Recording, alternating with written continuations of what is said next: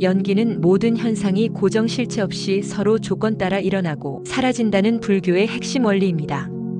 여기서 인연은 어떤 일이 일어나도록 하는 직접적 간접적 추동 요인을 통칭합니다.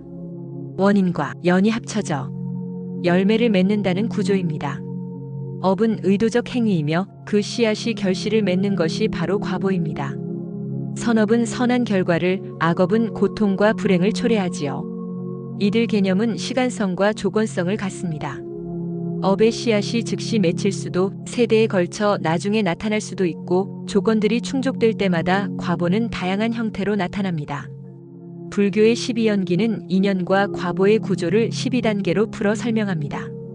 무명이 조건이 되어 과보인 삶의 고통이 필연적으로 나타나는 것을 설명해 줍니다. 업은 우리가 행한 행위뿐 아니라 의도를 포함합니다. 과보의 형태는 육체 건강 질병, 사회적 지위 명성, 이름 등의 형태로 다양하게 나타납니다. 업은 연결고리를 남기고 과보는 결과를 제공합니다. 선업은 보시, 자비, 명상 등의 행위로 쌓이고 악업은 해치는 행위로 쌓입니다. 하지만 인연과 조건에 따라 업의 과보는 변화 가능하죠. 선업을 통해 악업의 과보를 덮거나 중화시키기도 하고 좋은 인연이 만나면 과보의 결실이 더욱 풍성해질 수 있습니다. 따라서 불교에서는 인연을 지혜롭게 쓰는 것이 중요합니다. 과거의 행위와 그 과보가 지금의 조건과 어우러져 지금 우리가 겪는 경험이 생겨납니다. 이 현재는 단지 지금만이 아니라 과거의 업이 겹쳐진 연속의 결과입니다.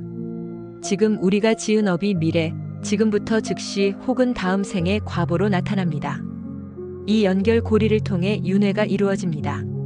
불교의 목표는 윤회 속 고통 연결망을 끊는 것, 곧 해탈입니다. 이는 무명과 집착을 지혜로 깨닫고 팔정도 수행을 통해 더 이상 새롭게 악업을 짓지 않으며 이미 지은 업은 소멸시키는 상태입니다. 팔정도는 8갈래의 실천으로 인연, 업, 과보의 고리를 한 올씩 풀어나가는 구체적 길입니다. 모든 만남과 사건이 무상하며 연기한다는 깨달음을 통해 사람, 사물, 상황에 집착하지 않고 만남 자체에 감사하도록 돕습니다.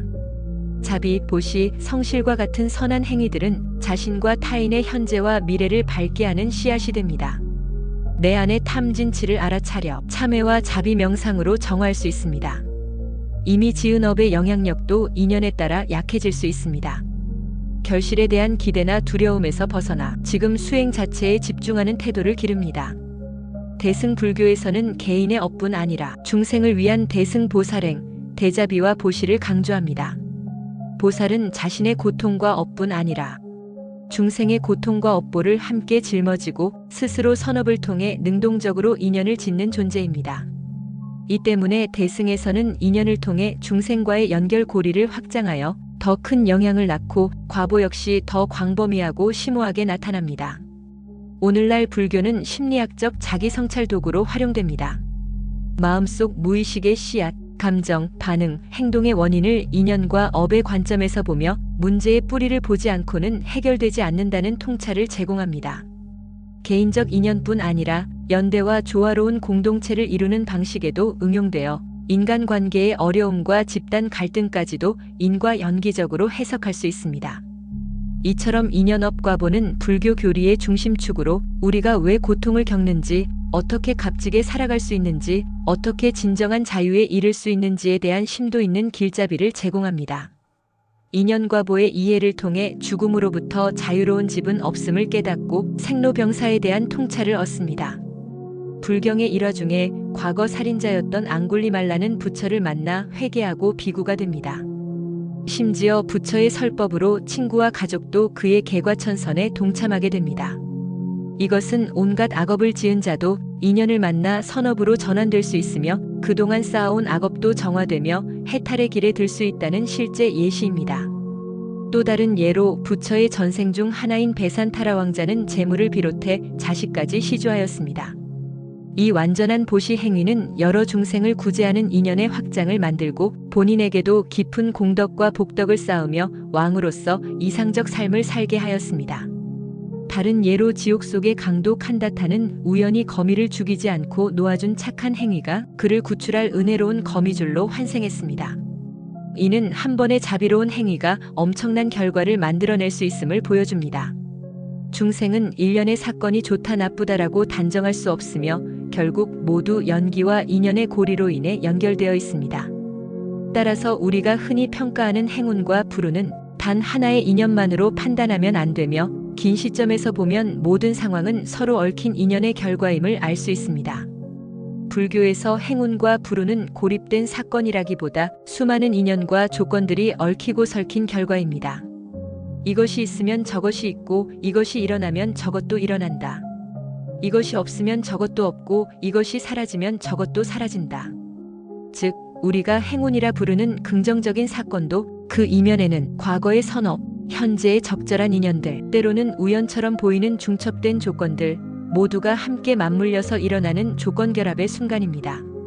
반대로 불운 또한 이전의 악업, 현재의 불리한 인연이나 환경, 마음의 상태 등에서 비롯된 조건들의 부정적인 조건결합이라 볼 수 있죠. 어떤 사람은 좋은 학벌과 자본이 있음에도 불구하고 부실한 준비, 불안정한 경제 상황, 급작스런 시장 변화로 실패합니다. 이는 세상에서 불운이라는 평가를 받게 됩니다.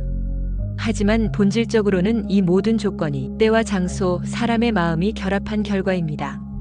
건강도 단지 유전이나 생활 습관 때문이 아니라 식습관, 스트레스, 사고, 환경적 요소, 마음의 상태 등 여러 인연이 모여 신체적 결과를 만든 것입니다.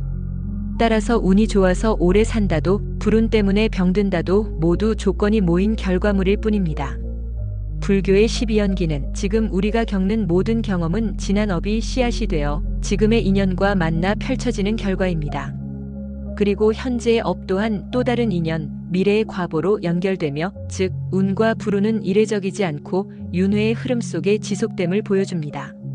운이 나쁘다고 느낄 때는 먼저 내가 지은 행위 중 어떤 것이 지금의 조건으로 나타났는가를 성찰하며 운이 좋다고 느낄 때도 과거의 선업과 현재의 인연이 어떤 지혜로운 조합인지 돌아보는 것이 중요합니다. 현재 조건을 욕심과 분노와 무지로 판단하지 않고 비판적으로 파악하고 바른 언어와 행위를 함으로써 긍정적 인연을 만들고 부정적 인연을 줄이는 삶을 살아가야 합니다. 이 모두가 결국은 인연과 조건을 지혜롭게 돌보는 수행이며 이는 운이 좋다, 운이 나쁘다를 넘어 자신의 삶을 보다 주체적으로 형성하는 길입니다. 불행을 내 운이 나쁘다라고 단정하면 자칫 집착하거나 무력해지거나 비관론에 빠질 수 있습니다. 하지만 모든 것은 일시적 조건의 결합이며 조건 하나가 바뀌면 연결도 바뀔 수 있음을 알면 마음이 유연해지고 여유로워집니다. 우연 같은 작은 선행도 다른 긍정 조건들과 만나 의외의 행운으로 꽃피는 경우가 많습니다. 예를 들어 자원봉사 친절한 말 한마디를 한 것이 필요한 순간에 나를 도와줄 인연으로 연결되기도 하죠. 따라서 분별을 멈추고 인과를 지혜롭게 살피고 좋은 인연을 만드는 삶을 살아야 합니다. 선업을 지어 조건을 개선하고 부정적 조건은 의식적으로 줄여나갑니다.